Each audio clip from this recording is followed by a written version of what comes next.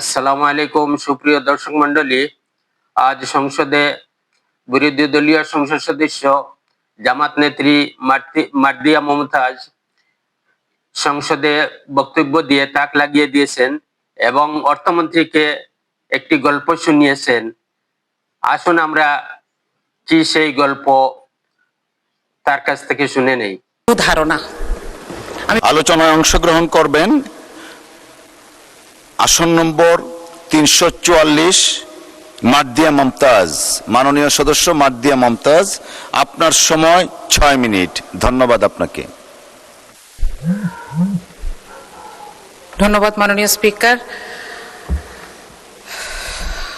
আমাদের এই সংসদটিকে কেউ বলে থাকেন জুলাইয়ের সংসদ, কেউ বলেন এটি গুম, আয়নাঘর, নির্বাসন থেকে ফিরে আসা মানুষদের সংসদ।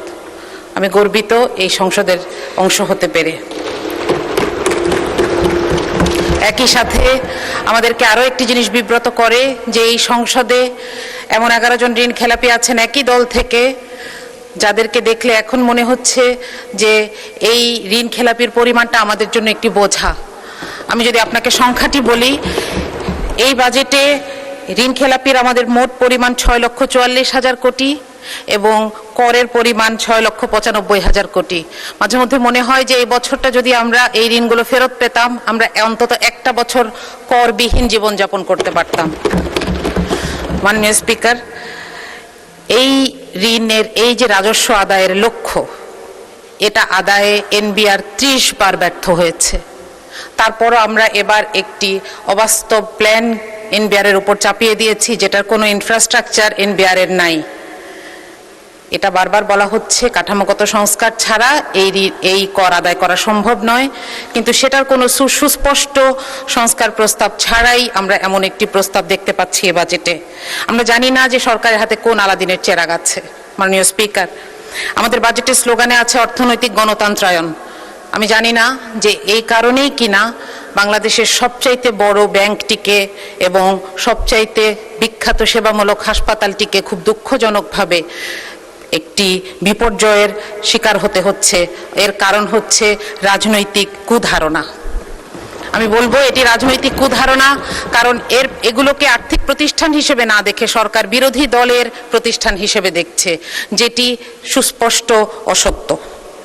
মাননীয় স্পিকার, গতকাল আমি একটি ফোন কল পেয়েছি। একজন মা আমাকে ফোন করেছেন, উনি সম্ভবত কোথাও থেকে আমার নাম্বার পেয়েছেন, উনি কাঁদছিলেন, উনি বেসরকারি চাকরি করেন। তিনি বলছিলেন যে আপা, আপনি সংসদে একটু বলবেন যে প্রধানমন্ত্রীকে আমরাও ভোট দিয়েছি, কিন্তু আমাদের জন্য তো কোনো নির্দেশনা নাই। আমি নিজেও এখানে আসার আগে একটি বেসরকারি চাকরিতে ছিলাম।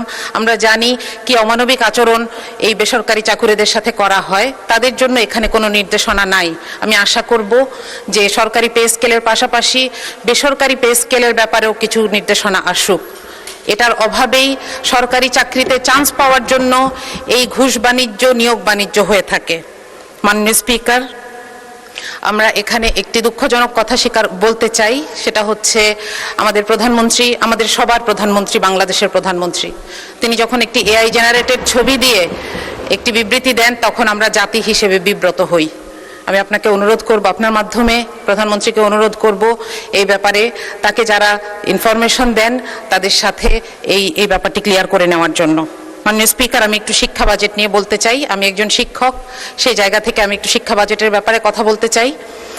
প্রথমত, এখানে 5%-এর একটি কথা বলা হয়েছে যে এটি ধীরে ধীরে অর্জন করার চেষ্টা করা হবে, কিন্তু এটার কোনো টাইম বাউন্ড রোডম্যাপ নাই। দ্বিতীয়ত, আমাদের সমস্যা কিন্তু বরাদ্দে নয়, আমাদের সমস্যা হচ্ছে সক্ষমতায়। আমরা গত বছরের সম্পূরক বাজেট দেখছি, যেখানে 100 টাকা বরাদ্দ ছিল, আমরা হয়তো 97 টাকা খরচ করতে পেরেছি, কিন্তু তারপরেও আমরা আগামী বছর কেন 110 টাকা খরচ করার পরিকল্পনা নিয়েছি, এটা আমার কাছে পরিষ্কার নয়। এখানে কিছু ভুতুরে বরাদ্দ আছে। শিক্ষা মন্ত্রণালয়ের 3টি অংশ মিলে যে বাজেট, সেখানে 14,000 কোটি টাকা বাড়তি চাওয়া হয়েছে। আমরা জানি না এই গ্যাপটা কি দিয়ে পূরণ হবে, অর্থাৎ এই টাকাটি কোথায় খরচ হবে। বাংলাদেশে কওমি শিক্ষার মতন একটি ঐতিহ্যবাহী ধারা নিয়ে বাজেটে কোনো নির্দেশনা নাই। মাননীয় স্পিকার, এই যে বিভিন্ন ধরনের বিভিন্ন ডিসিপ্লিন আছে আমাদের দেশে, সেগুলোর ব্যাপারে সুনির্দিষ্ট নির্দেশনা দরকার বা পলিসি দরকার। যেমন আমাদের বিশ্ববিদ্যালয়গুলোকে বলা দরকার তারা যেন স্বায়ত্তশাসিত হয় এবং নিজেদের পয়সা নিজেরা জোগাড় করে। এটা কোত্থেকে জোগাড় করবে? তাদের গবেষণার মাধ্যমে, মানুষের সমস্যা সমাধানের মাধ্যমে জোগাড় করে, যেভাবে সারা পৃথিবীর বড় বড় ভার্সিটিগুলো চলছে। আমাদের যদি এখানে আমরা বলি যে আলিয়া মাদ্রাসাকে বলি যে আপনারা মান উন্নয়ন করেন, আমরা আপনাদেরকে এমপিও ভুক্ত শিক্ষা প্রতিষ্ঠানগুলোর সমান পয়সা দিব। আমরা যদি বলি যে জাতীয় বিশ্ববিদ্যালয়কে বলি আপনারা এমপ্লয়মেন্ট তৈরি করেন, আপনাদেরকে আমরা ভর্তুকি দিব কিংবা আপনাদেরকে আমরা বরাদ্দ দিব। এভাবে তাদের সামনে সুনির্দিষ্ট লক্ষ্য ঠিক করে দেওয়া প্রয়োজন, মাননীয় স্পিকার। সুতরাং এইখানে শিক্ষা বাজেটে বিশেষ করে আমাদের আরো বেশি স্পেসিফিক এবং বিস্তারিত বাজেটের নির্দেশনা প্রয়োজন। সবশেষে একটি সংখ্যা বলছি যে পরিচালন ব্যয় যদিও বলা হচ্ছে যে এবার পার্সেন্টেজে কমেছে, কিন্তু বাজেটের সাইজ যেহেতু বড়, তাহলে আগের বছরের থেকে প্রায় 6,22,000 কোটি টাকা বেশি পরিচালন ব্যয় নিয়ে এই বাজেটটি আমাদের সামনে পেশ করা হয়েছে। তো এটার ব্যাপারে আসলে এই স্ট্যাটিস্টিক্সগুলোর ব্যাপারে সততা দরকার ছিল, যে পার্সেন্টেজের ক্ষেত্রে কমানো হলেও আসলে এটা টাকার অঙ্কে বেশি। মাননীয় স্পিকার, বাজেট আসলে একটা দেশের মানুষের এবং সরকারের সাথে একটি সামাজিক চুক্তি। সুতরাং এখানে বাস্তবসম্মত, জবাবদিহিমূলক এবং প্রাতিষ্ঠানিক সক্ষমতা প্রয়োজন। মাননীয় স্পিকার, আমি আপনার কাছে আর 1 মিনিট প্রার্থনা করছি। জি প্লিজ, জি। আপনি কন্টিনিউ করেন, 1 মিনিট সময় বরাদ্দ হলো। Thank you. আপনাকে ধন্যবাদ। আমি একটি গল্প বলার জন্য এই 1 মিনিট সময় চেয়ে নিলাম আপনার কাছে। সেটা হচ্ছে একজন দেশের অর্থমন্ত্রী মিস্টার এক্স যেদিন প্রথম অফিস করলেন, তিনি দেখলেন তার টেবিলে 3টা খাম, তিনি এবং উপরে লেখা কোনো সমস্যায় পড়লে এই খামটি খুলবেন।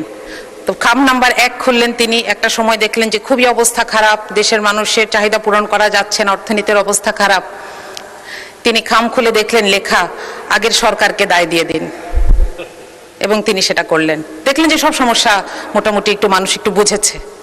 আরো কিছুদিন পরে যখন আবার সমস্যা এরকম বেড়েছে, তিনি দ্বিতীয় খামটা খুললেন, সেখানে লেখা বিরোধী দলকে দায় দিয়ে দিন। তো তিনি বিরোধী দলকে দায় দিলেন। আরো কিছুদিন পর যখন দেখলেন যে আর পারা যাচ্ছে না, চলবে না, তখন তিনি তৃতীয় খামটি খুললেন, এখানে লেখা যে আরো 3টি খাম বানান এবং আপনি পদত্যাগ করুন আপনার পরবর্তী অর্থমন্ত্রীর জন্য। মাননীয় স্পিকার, সরকারের অংশ হিসেবে আমরা চাই না এই বাজেট আমাদের ব্যর্থতার দলিল হোক। আমরা চাই এই বাজেট বাস্তবায়ন হোক। এজন্য এটার যতগুলো অ্যানোমালি আছে, যতগুলো জায়গায় সমস্যা আছে, এগুলোকে দূর করেই আমরা সামনে এগোতে চাই। আপনাকে ধন্যবাদ মাননীয় স্পিকার। ধন্যবাদ মাননীয় সদস্য আপনাকেও।